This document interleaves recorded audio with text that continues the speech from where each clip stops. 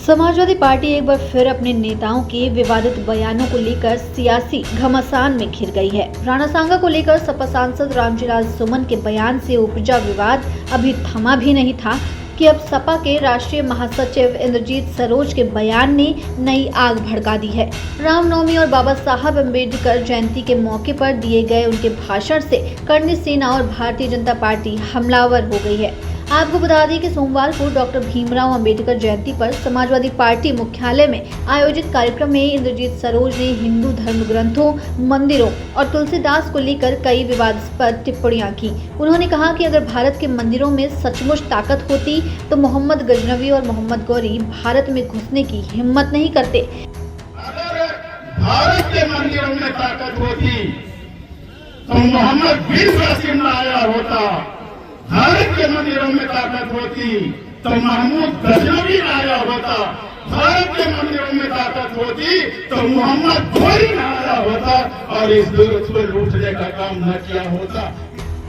उन्होंने मंदिरों के बजाय सत्ता के मंदिर को असली ताकत बताया और कहा कि राम का नारा लगाने से कुछ नहीं होगा, असली ताकत सत्ता में है, जहां बाबा साहेब खुद विराजमान हैं। जय भीम का नारा लगा के 5 बार विधायक और मंत्री बने थे। इतनी ताकत है बाबा साहब के नाम लेने पर, ताकत है, इतनी ताकत है। आपको बता दें, इंद्रजीत सरोज ने रामायण, महाभारत, गीता और तुलसीदास पर भी टिप्पणी करते हुए कहा कि इन ग्रंथों की रचना के समय शूद्रों को पढ़ने और सुनने तक का अधिकार नहीं था। उन्होंने कहा कि उस काल में शूद्रों को पढ़ते देख आंखें फोड़ दी जाती थीं, सुनने पर पिघला हुआ शीशक कानों में डाला जाता था और उच्चारण करने पर जीभ काट ली जाती थी।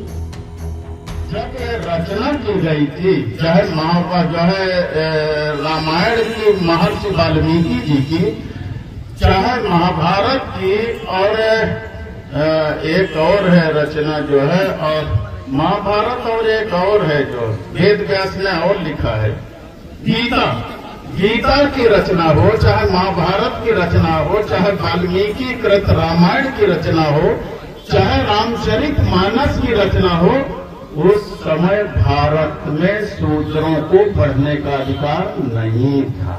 सही बता रहे, उस समय भारत में शूद्रों को पढ़ने का अधिकार नहीं था। आप पढ़ लिख नहीं सकते थे। अगर आप पढ़ने की कोशिश करेंगे तो आपकी आंखें फोड़ दी जाएंगी। आप सुनने की कोशिश करेंगे तो शीशा पिघला के कान में डाल दिया जाएगा। अगर जीभ से आप उच्चारण करेंगे तो जीभ आपकी काट ली जाएगी। ये व्यवस्था थी भारत के अंदर। तुलसीदास को लेकर उन्होंने कहा कि उन्होंने अपनी रचनाओं में शूद्रों के लिए अपमानजनक शब्दों का प्रयोग किया है।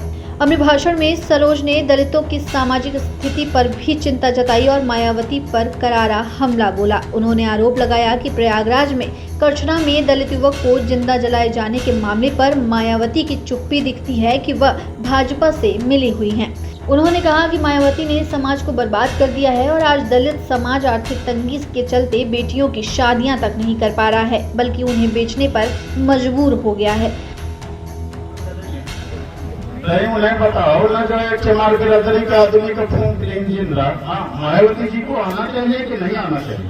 नहीं आना चाहिए ना भाई, वो तो भाजपा से मिले हैं, उन्हें आना चाहिए। चमार बिरादरी के आदमी का जिंदा फूंक देकर छना में बताई थी, आना चाहिए। सत्यानाश कर दी जो है मायावती जी ने, सत्यानाश कर दिया। सही बता, बर्बाद कर दिया समाज को, चौराहे पर खड़ा कर दिया। ये हालात है इधर, बुरी दशा हो गई साथियों। हम तो भैया जितने दिन जिंदा रहेंगे अपने वसूलों पर जिंदा रहेंगे।